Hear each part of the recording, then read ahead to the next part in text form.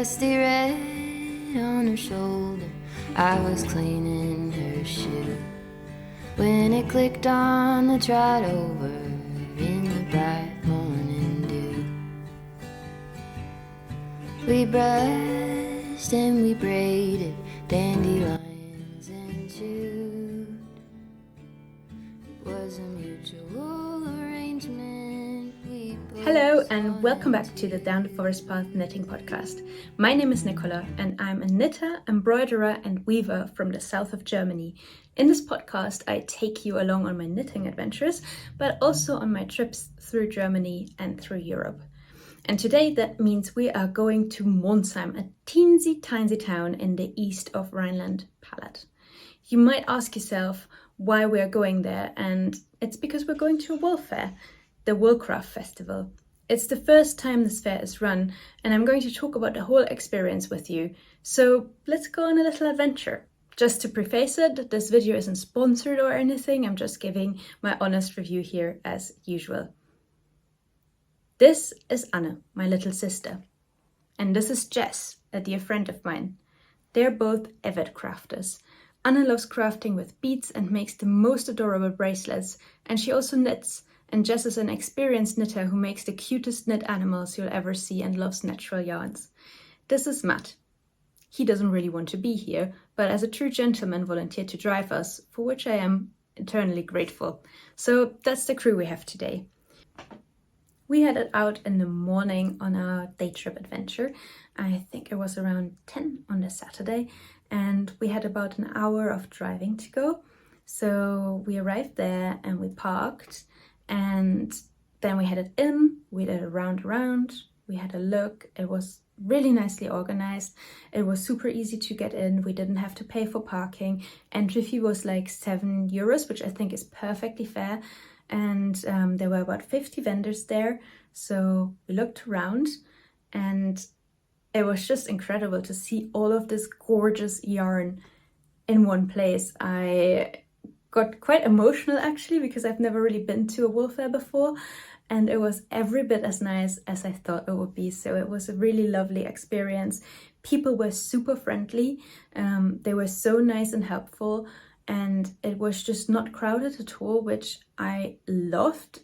I think a lot of knitters are a little bit more introverted, so it's kind of nice when it's not that crowded around you. I hope it was crowded enough for them to make it worth running it again next year, but I think they might, because they already said something in that line, I think, on their Instagram. It was really nicely organized, especially since I think it was the first time they ran an event like this. It's incredible how well it went. There was food, there were veggie options, non-veggie options, and cake. The cake looked incredible, but we in fact went for this tiny little ice cream van that was in front of the main door, and we didn't expect super much, but honestly this was amazing. This was possibly the best banana split I had the entire summer. It was a huge portion, it was really good. As you can see, Anne also really enjoyed hers. So after we did our first round, we had some ice cream and then we headed back in. What was really exciting for me was that Samelin Dyeworks was there, and I really love her yarns. I always check it out online, but I've never ordered any in the end, because they were always more pressing projects where I knew I wanted to use a specific kind of yarn for. But this time then I got to check it out in person, and it was really every bit as pretty as I thought it would be. As you can see, I was kind of smitten with this yarn, and so was Anne. Here she is cradling a little pistachio skein, which might make an appearance again later. So the whole event was in this kind of big sports hall, and then the stands were along the sides and along the middle. It was about 50 vendors, I think, and there was everything there from like handspun to sequin yarns to natural fibers, plant dyed, yarn accessories. So basically you could like get anything you wanted. There was also quite a big price range. Most of the fibers were hand dyed, or basically all, I think. There were 1 or 2 stands reselling yarn from like Malabrigo, Manos del Uruguay, which was also really nice to be able to get a hold of at this event. So I just had an amazing time. If you wanted to have a complete peace and quiet, then you could also kind of go upstairs where there were no vendors, but there was just what would be the stands during sports events, and that was completely empty, and is also where I spied Matt after a while. Yeah, so after all, like, it was really nicely organized. I don't have anything to complain about with this event. It got a little bit hot in the afternoon, but there was really nothing to be done about it. It was a really hot day, and they already opened the doors and stuff to make sure that there was enough airflow going through. I do not have any accessibility issues myself, so I can't really speak for that much, but I did see there were quite a few people needing mobility aids or wheelchairs, and they seem to be getting around splendidly at this event. So it wasn't like at that American event last year that I keep hearing about, which was a complete disaster because the ground was completely muddy and people were getting almost injured, like trying to traverse the territory. But from my perspective, as someone without mobility restrictions, it looked well organized in that regard. But if you were at the event and you did have any issues, then feel free to comment below, because yeah, I can only say what it looked like from an outside perspective, but it might not be completely accurate. In the meantime, Jess had discovered this stand selling like more natural yarns. They were this kind of like rustic, non-superwash yarn, and they were doing these gorgeous jumpers and cardigans, and they also sold sets to make these things. And I think Jess fell in love with it immediately with this cardigan set that she's also showing in this video.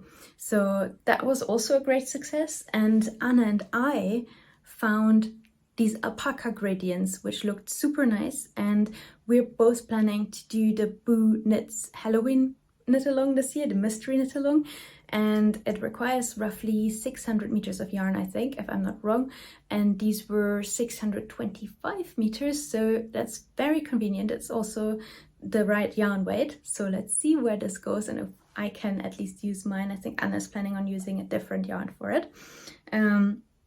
So yeah, that was the kind of like first impression. We looked around quite a lot. Monsheim was there, which is always super nice because I love her yarns. You know that I talk about the yarns quite a lot here. Yeah. And I think let's get over to what I actually bought, because I did buy quite a bit, but it was not completely excessive. So I think I did a decent job. So over to that. So it's kind of a bit rustly. I'm trying my best here.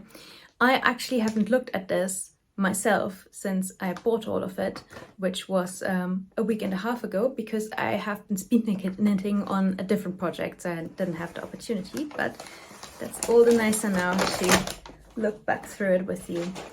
Here is the alpaca gradient I was talking about. This is in dark violet, 625 meters, 125 gram of alpaca wool, and you can't really see it that well through the foil on this, so I will get it out for you. Here we go, and you can see it's this kind of dark purple gradient of gorgeous alpaca. Here we go.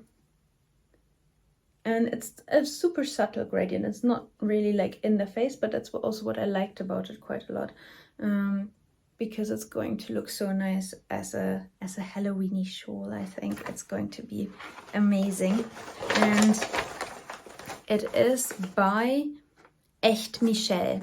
So don't know if she has an internet presence, but her whole stand was super cute. There were quite a few really nice yarns in there that I really liked, but in the end I decided for this one. She also had these alpaca gradients in different colorways, and they were all super pretty. And I talked to Anna about it a bit, and we also said like one gradient would be enough to make a lace weight ranunculus if you would want to.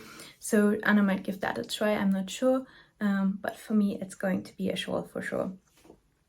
Some rustling incoming.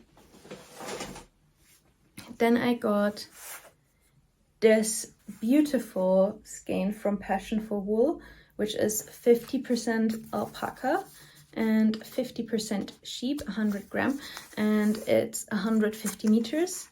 And I know what I'm going to make with this. I have plans for this for the Christmas time. It's so soft and so sturdy at the same time that I feel like it's going to be a really nice yarn to make accessories for someone who's quite hardworking and needs something that's quite a bit sturdy. So let's see where that goes. Keep an eye out because it's going to feature in the Christmas season for sure. Then, yes. This is a little bit my pride and joy, I think. So I told you about Samelin Dyeworks and how excited I was about seeing her stand.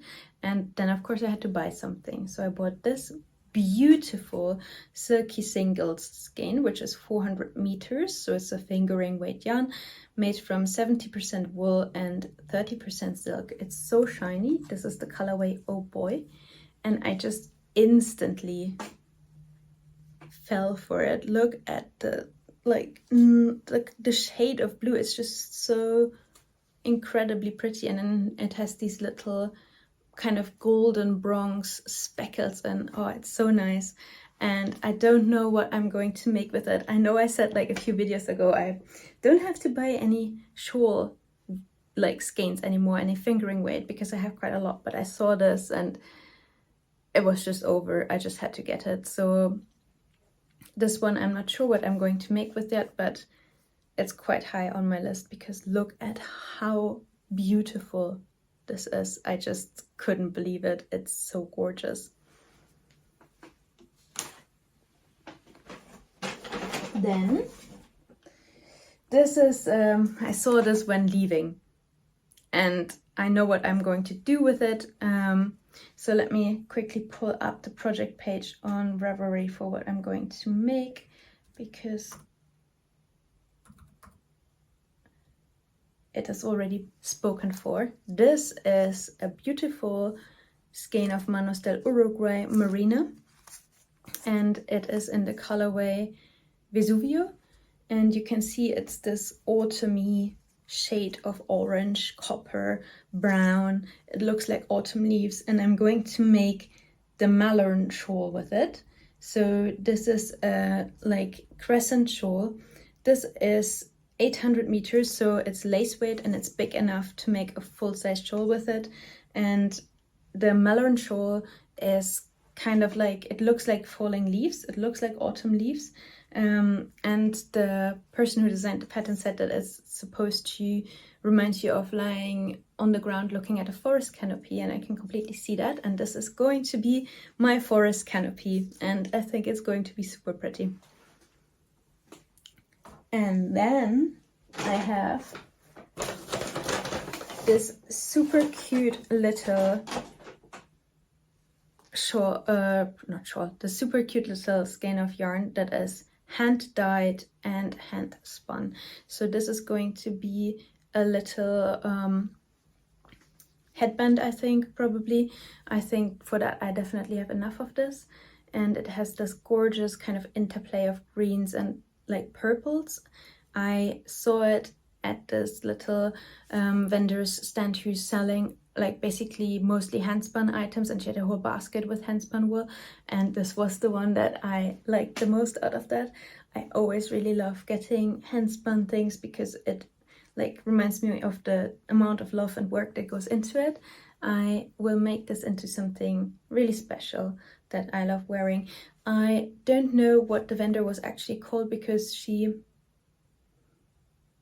did not write it on the label. The label just said Schurwolle, which means like wool, and hand wash, hand clean, hand dyed, hand spun, use wool wash when washing. So if you have a like, if you were at the Wollcraft Festival and you do actually know if this vendor has a website or something like that, then please write in the comments because I do love this yarn, and I would love to check out her website. So that was that. And then You can see I did not completely escalate. There's no sweater quantities in here or anything, but I did quite a assortment of wares, as I would put it. My last acquisition is something slightly weird, but I saw it. I didn't get it to start with, and then I kept coming back around for it. So in the end, I was like, okay, well, I guess that means something, and I have to get it. So this is from this Monsheim. And it's this cone of sequin yarns, which is 100% cotton, which I really loved because whenever I see sequin yarns, they have polyamide in it, and I only use natural fibers usually. And it's 200 grams and 520 meters of sequins. And it's this autumn shade. I love this, and this is going to be held double with something else to go into a nice extra over the top sweater. And I don't know which pattern I'm going to use yet. If you do have an idea for a pattern that is kind of like nice to knit and would show off the structure of this yarn, then let me also know in the comments, because I would love to hear that. And I'm just really, really, really happy with it. It's so, so nice. So yeah, these were my acquisitions. Let me kind of grab them all together so you can have a look again. This and the little alpaca gradient. That was what I bought. But I was not the only person going, so we also have acquisitions for Anne and for Jess. So let me now hand over to them, and they will explain to you what they got and what they might also think about making from it. So I got 3 skeins of this Frankenwolle, which I will make into a cardigan. That's really lovely. And I got 2 skeins. I'm connected now. That will have to be. I got 2 skeins of this really beautiful plant dyed wool, which I think I might do like a gradient shawl with. Does it say which plants it is dyed with on the back, or? I think it could be crab apple. But I'm not sure. Okay. Is that possible? That sounds possible, yeah. But I love these, and I think they'll be really autumnal. And then I also got this beautiful sage fingering weight yarn. And that's like silk and yak, right? This is merino wool, yeah, silk and yak. Oh, it's lovely. 60-20. And I, again, might make a lace shawl and maybe put some tiny beads in it. But yes, it's been a good haul. Aww. I need to know. Okay, so I got this Suli alpaca. And I think it kind of looks like a little cloud, so I imagine a little hat out of this would be very nice. Yes. We'll see. Then I also got this baby alpaca linen and silk mix in a very beautiful green. And that's a lace weight yarn, right? So you have quite a lot of it. Yes. And I don't know yet, maybe a little top or something. It would be my first. So yeah. But I'm very excited about this color. And then I got this, what is it exactly? It's alpaca as well. And it's a gradient. You can't really see the gradient that well, but a very dark gradient. Yes, that's better. Now I can see it. It's very pretty. And I will be making a shawl out of this. What is the shawl called again? It's the Boo Knits Mystery Knit Along for Halloween this year, and the first clue is coming out in October, so that's not too far off. Yes, and Nicola and I will be doing that simultaneously, so yes. I'm very excited about this. We're doing it together. Yeah. Ta-da! So while we're here, let me also give you an update on the Seleste sweater I'm making. And guys, I am speed running the sweater because I'm heading to a wedding of friends soon, and I want it ready for that. But I don't think I'll ever do this again, and you really shouldn't. But I don't know. I just really want to get it done. So here we have the update, and you can see last week I wasn't even done with the yoke. And now we have it separated and we're at the ribbing at the bottom. So I think this is going to be a super nice autumn sweater and I love it already. But oh my god, like that was really not the smartest decision that I've ever made to try and get it done. But now I'm like at the ribbing and I only have the sleeves to go and I'm like, okay, well now I really want to get it done, but I basically only have 2 days left to get it done. So yeah, you can, if you do knit sweaters, you kind of know that this was not the greatest idea. And I have to say, I love these bubbles, but they were quite hard on my hands. But we're almost through, and I'm going to walk you through the process of knitting this in another video that I'll put out quite soon. I don't know yet if I'll be able to make a video next week. I think probably not, to be honest, but I should be back in 2 weeks. And yeah, that was basically it from my side for today. I hope you really liked coming along with me, and I will now put a little bit more footage from the yarn festival for you, so you get an impression, and I hope to see you again very soon. If you like this video, then don't forget to give it a thumbs up and subscribe to my channel, and yeah, see you then, bye!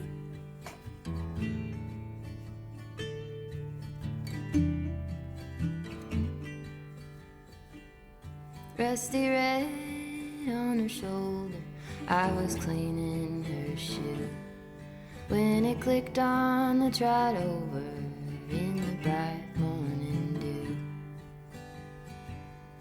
We brushed and we braided dandelions and chewed. It was a mutual